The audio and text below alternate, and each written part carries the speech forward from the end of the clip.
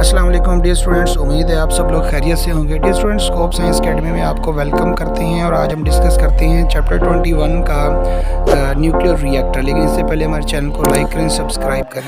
Nuclear reactor के अंदर सबसे इम्पोर्टेंट पार्ट हमारे पास वो रिएक्टर की कोर होती है। कोर कंसिस्ट करती है यूरेनियम फ्यूल पर और इसमें मौजूद होता है मॉडरेटर। मॉडरेटर हीट एक्सचेंजर्स में से गुजारा जाता है हाई हॉट और वो उसको स्टीम में चेंज करता है। स्टीम से टरबाइन चलाई जाती है। टरबाइन जनरेटर को मैकेनिकल एनर्जी देती है और जनरेटर जो है उस मैकेनिकल एनर्जी को इलेक्ट्रिकल एनर्जी में चेंज करता है। इसी तरह से उसके बाद जो स्टीम होती है उसको कंडेंसर में कंडेंस करके दोबारा लिक्विड में चेंज किया जाता है और पंप की मदद से उसको हीट एक्सचेंजर में भेजा जाता है ताकि वो वाटर मुसलसल स्टीम से वाटर, वाटर से स्टीम में चेंज हो सके। अब हम बात करते हैं कि हमारे पास जो कोर है उसमें क्या चीज़ मौजूद है। डियर स्टूडेंट्स, कोर में हमारे पास यूरेनियम फ्यूल होता है और हैवी वाटर होता है। ड्यूट्रियम को एज अ हैवी वाटर इस्तेमाल करते हैं। उसकी रीज़न ये है कि हैवी वाटर ये मॉडरेटर के तौर पे इस्तेमाल होता है। और सिलेंड्रिकल रॉड्स होते हैं हमारे पास यूरेनियम फ्यूल और उनमें मौजूद होते हैं बोरॉन या कैडमियम के रॉड्स, जिनको हम कंट्रोल रॉड भी कहते हैं या न्यूट्रॉन एब्जॉर्बिंग रॉड्स का नाम भी देते हैं। जब हमारे पास एक स्लो न्यूट्रॉन मूव करता हुआ यूरेनियम के साथ स्ट्राइक करता है तो फिशन रिएक्शन होता है, जिसके नतीजे में यूरेनियम 2 इक्वल साइज़ के न्यूक्लियॉन में टूटता है और हमें 3 न्यूट्रॉन्स जो हैं वो ऑब्टेन होते हैं। अब ये जो 3 न्यूट्रॉन्स होते हैं ये अब आगे फर्दर फिशन रिएक्शन जो है वो प्रोड्यूस करते हैं। इस तरह से हम क्या करते हैं, इसमें इस्तेमाल करते हैं हैवी वाटर जो कि मॉडरेटर के तौर पे इस्तेमाल होता है। सवाल ये है कि हम हैवी वाटर ही क्यों इस्तेमाल करते हैं। एक्चुअली हमारे पास जो हैवी वाटर और लाइट वाटर है, मतलब कि ड्यूट्रियम और नॉर्मल वाटर, इनमें अगर हम कंपैरिजन करते हैं तो हमारे पास जो हैवी वाटर होता है ड्यूट्रियम, उसका बॉइलिंग पॉइंट होता है 101.4 डिग्री सेंटीग्रेड और वाटर का बॉइलिंग पॉइंट होता है 100। हैवी वाटर जो है वो नॉर्मल वाटर से 20% हैवियर होता है। नॉर्मल वाटर हैवी वाटर से 20% लाइटर होता है। दूसरा डिफरेंस हमारे पास ड्यूट्रियम और नॉर्मल वाटर के अंदर ये आ जाता है। इसी तरह से हमारे पास जो तीसरी प्रॉपर्टी है वो ड्यूट्रियम के अंदर न्यूट्रॉन एब्जॉर्ब करने की पुअर एबिलिटी होती है, जबकि नॉर्मल वाटर जो है न्यूट्रॉन का एक गुड एब्जॉर्बर होता है। तो यही वजह है कि हम ड्यूट्रियम को एज अ मॉडरेटर के तौर पे इस्तेमाल करते हैं ताकि न्यूट्रॉन भी एब्जॉर्ब ना हो, फिशन रिएक्शन भी हो।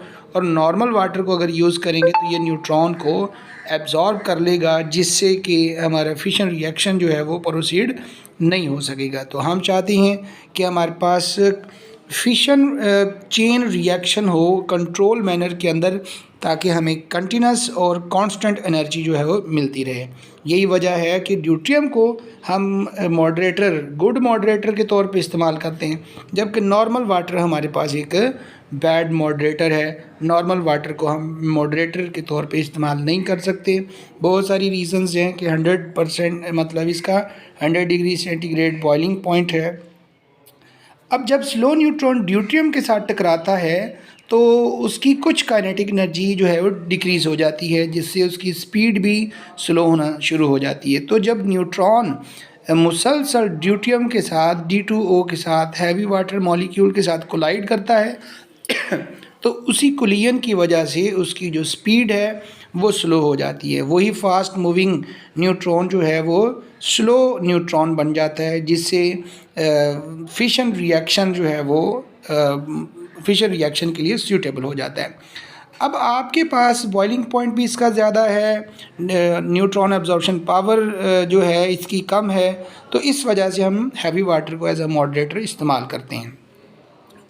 अब जब एक स्लो न्यूट्रॉन मूव करता हुआ यूरेनियम के जो सिलेंड्रिकल रॉड्स हैं वहाँ जाता है, स्ट्राइक करता है, फिशन रिएक्शन प्रोड्यूस होता है और साथ ही हमें 3 न्यूट्रॉन्स हासिल होते हैं। वो 3 न्यूट्रॉन्स फिर फर्दर 3 न्यूट्रॉन्स प्रोड्यूस करते हैं। इसी तरह से वो 3 न्यूट्रॉन्स 9 न्यूट्रॉन्स प्रोड्यूस करेंगे, 9 जो हैं वो 27 और एंड सो ऑन। ये प्रोसेस जो है वो चलता रहेगा, जिसकी वजह से बहुत ज़्यादा न्यूट्रॉन्स हमें ऑब्टेन हो जाएंगे। अब हमारे पास तकरीबन इसकी वजह से 500 टू 700 डिग्री सेंटीग्रेड इस मॉडरेटर जो हैवी वाटर है इसका टेम्परेचर 500 से 700 डिग्री सेंटीग्रेड तक पहुंच जाएगा। लेकिन क्वेश्चन ये है कि ड्यूटेरियम का बॉइलिंग पॉइंट तो 101.4 डिग्री सेंटीग्रेड है, इसको तो वेपर्स में चेंज हो जाना चाहिए, लेकिन ऐसी क्या वजह है कि ये वेपर्स में चेंज नहीं होता और अपनी लिक्विड फॉर्म में ही रहता है। डियर स्टूडेंट्स, एक्चुअली यहाँ पर जहाँ इतना ज़्यादा टेम्परेचर होता है वहाँ पे ह्यूज प्रेशर भी अप्लाई किया जाता है, क्योंकि हमारे पास प्रेशर वाटर, इसको प्रेशराइज्ड वाटर रिएक्टर भी कहते हैं।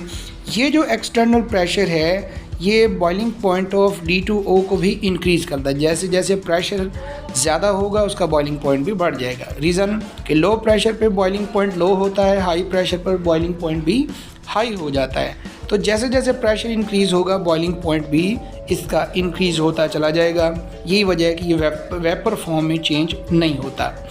इसके बाद हम आगे चलते हैं कि जब ये हीटेड वाटर बहुत ज़्यादा, जिसका टेम्परेचर 500 से 700 डिग्री सेंटीग्रेड तक का इसका टेम्परेचर है, ये टेम्परेचर हीटेड जो हैवी वाटर है जब ये इस नॉर्मल वाटर में से पास होता है, जो आपके पास एक हीट एक्सचेंजर है, तो जब इसमें से ये पास होता है तो नॉर्मल वाटर को स्टीम में चेंज कर देता है। जब ये नॉर्मल वाटर स्टीम में चेंज होता है तो फिर इस स्टीम का जब बॉइलिंग पॉइंट, आपको पता है कि नॉर्मल वाटर का 100 डिग्री सेंटीग्रेड है, तो स्टीम में जिस तरह से डायग्राम में दिखाया हुआ है कि ये स्टीम जो है वो जो नॉर्मल वाटर है स्टीम में चेंज होगा और यही टरबाइन को जनरेट करने का बायस बनता है।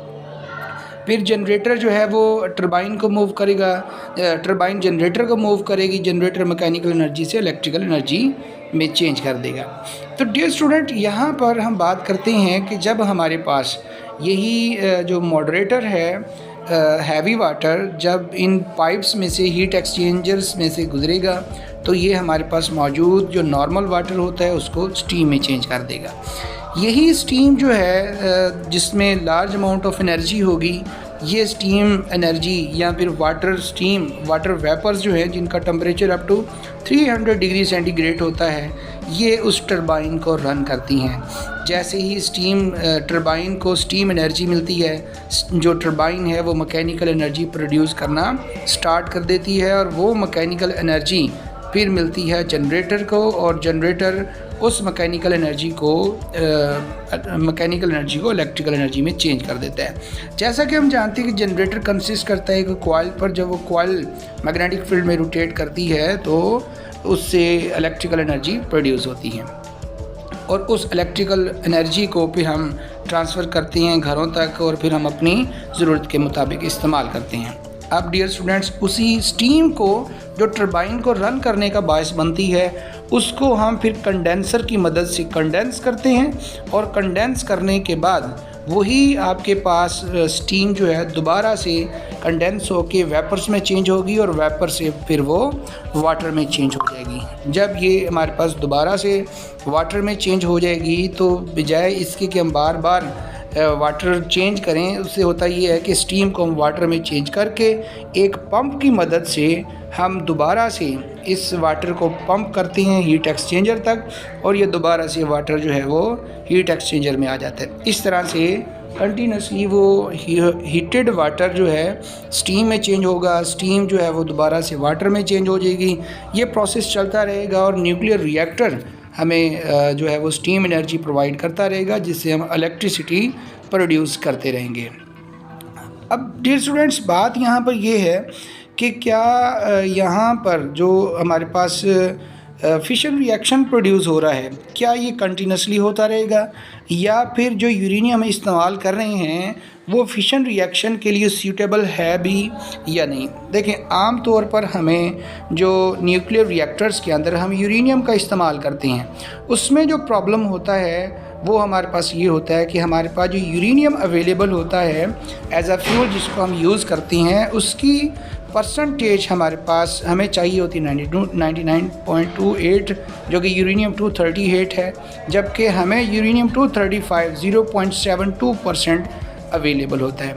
उसके लिए हम क्या करते हैं, हम इस यूरेनियम की एनरिचमेंट करते हैं, इसकी जो कंसंट्रेशन है उसको बढ़ाया जाता है।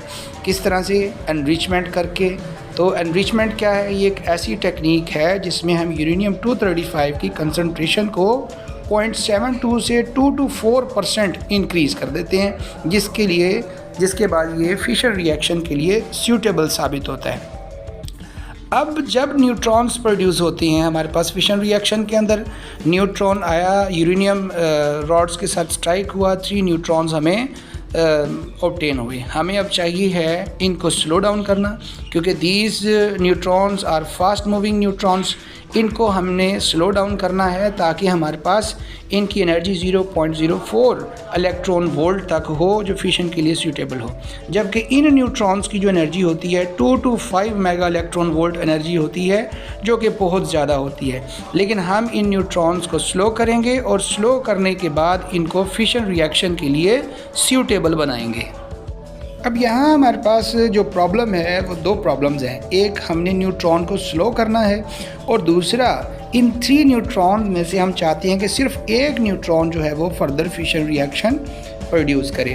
क्योंकि अगर ये 3 न्यूट्रॉन्स फिशन रिएक्शन प्रोड्यूस करेंगे तो फिर से वो अनकंट्रोल्ड फिशन चेन रिएक्शन जो है वो प्रोड्यूस हो जाएगा, जिससे बहुत large amount of heat energy हमें ऑब्टेन होगी, जो कि एक एक्सप्लोजन की फॉर्म में होगी, जिससे हम किसी भी मैकेनिकल सोर्स में यूज़ नहीं कर सकते। तो इतनी ज़्यादा एनर्जी जो यकदम बहुत ज़्यादा एनर्जी मिलेगी, इसको कंट्रोल करना मुश्किल होगा। ये स्टूडेंट्स, यहाँ पर अब आपके पास हैवी वाटर मौजूद है, D2O मौजूद है, हैवी वाटर के मॉलिक्यूल्स मौजूद हैं। जब ये slow fast moving neutron in heavy water के मॉलिक्यूल्स के साथ स्ट्राइक करेगा तो ये स्लो डाउन हो जाएगा, और इनकी जो कंटिन्यूस कोलिजन है न्यूट्रॉन की हैवी वाटर मॉलिक्यूल्स के साथ, इसकी काइनेटिक एनर्जी को भी डिक्रीज़ करती है और साथ इस न्यूट्रॉन की स्पीड को भी स्लो करती है, जिससे ये फर्दर फिशन रिएक्शन के लिए प्रोसीड होता है। ये प्रोसेस हमारे पास कंटिन्यूसली जो है वो चलता रहता है, जिससे एक ऐसा टाइम आता है कि हमारे पास बहुत ज़्यादा न्यूट्रॉन्स जो हैं वो ऑब्टेन हो जाते हैं। अब प्रॉब्लम ये है कि इतने ज़्यादा न्यूट्रॉन्स की मदद से जो आपको फिशन रिएक्शन से अमाउंट ऑफ एनर्जी मिलेगी वो बहुत ज़्यादा होगी, और हम चाहते हैं कि इसको एक कंट्रोल वे में मेंटेन करके रखें। तो हमें किसकी ज़रूरत होती है? हमें ज़रूरत ये होती है कि हम इन नंबर ऑफ़ न्यूट्रॉन्स को किसी तरह से एब्जॉर्ब करें। इन नंबर ऑफ़ न्यूट्रॉन्स को एब्जॉर्ब करने के लिए हम बोरॉन या फिर कैडमियम के रॉड्स को इस्तेमाल करते हैं। ये बोरॉन या कैडमियम के जो रॉड्स हैं, इनको कंटिन्यूसली इस रिएक्टर के अंदर इन और आउट किया जाता है। इन न्यूट्रॉन्स कैडमियम रॉड्स को इन आउट करने से होता ये है कि जब ये कैडमियम रॉड्स इसमें इन किए जाते हैं, जहाँ पे लार्ज अमाउंट ऑफ न्यूट्रॉन्स मौजूद होती हैं, और जबकि कैडमियम और बोरॉन की एबिलिटी है कि ये ज़्यादा से ज़्यादा न्यूट्रॉन्स को एब्जॉर्ब करने की एबिलिटी रखती है। तो जैसे ही कैडमियम या बोरॉन रॉड्स हम इस रिएक्टर में दाखिल करेंगे तो ये तमाम वहाँ मौजूद मैक्सिमम न्यूट्रॉन्स को एब्जॉर्ब कर लेंगे। तो जैसे ही ये न्यूट्रॉन्स को एब्जॉर्ब करेंगे तो न्यूट्रॉन्स की जो अमाउंट है वो डिक्रीज़ हो जाएगी, जिससे फिशन रिएक्शन की जो मिकदार होगी या जो फिशन रिएक्शन की अमाउंट होगी वो भी डिक्रीज़ हो जाएगी, और हम अनकंट्रोल्ड फिशन चेन रिएक्शन से बच जाएंगे। अगर ये स्टूडेंट्स हमारे पास न्यूट्रॉन्स की तादाद बहुत ज़्यादा होगी तो एकदम लार्ज अमाउंट ऑफ एनर्जी हमें ऑब्टेन होगी, जो हमारे किसी काम की नहीं होगी। हम चाहते हैं कि हमें कंटिन्यूस एनर्जी ऑब्टेन हो और कांस्टेंट एनर्जी जो है वो ऑब्टेन हो। इसके लिए हम ये बोरॉन रॉड्स को इन और आउट करते हैं। जब इसको इन करते हैं तो ये न्यूट्रॉन्स को एब्जॉर्ब करती हैं। अगर हम चाहते हैं कि हम रिएक्टर को स्टॉप करें तो कैडमियम रॉड्स को इसमें प्लेस कर देते हैं और वो तमाम न्यूट्रॉन्स को एब्जॉर्ब कर लेते हैं, जिससे कोई न्यूट्रॉन जो है वो हमें नहीं मिलता जो कि फर्दर फिशन रिएक्शन प्रोड्यूस करे। तो हम चाहते हैं कि एक वक्त में एक न्यूट्रॉन जो है वो फिशन रिएक्शन प्रोड्यूस करे। लार्ज अमाउंट ऑफ न्यूट्रॉन एक बहुत बड़ी एक्सप्लोजन का बायस बनेंगे। तो जब हम रिएक्टर को स्टॉप करना चाहेंगे तो कैडमियम रॉड्स को रिएक्टर में प्लेस कर देंगे और कुछ देर तक ये रिएक्टर्स में मौजूद रहेंगे, जिससे तमाम न्यूट्रॉन्स एब्जॉर्ब हो जाएंगे और रिएक्टर में फिशन रिएक्शन, जो चेन फिशन रिएक्शन हो रहा है, वो भी स्टॉप हो जाएगा।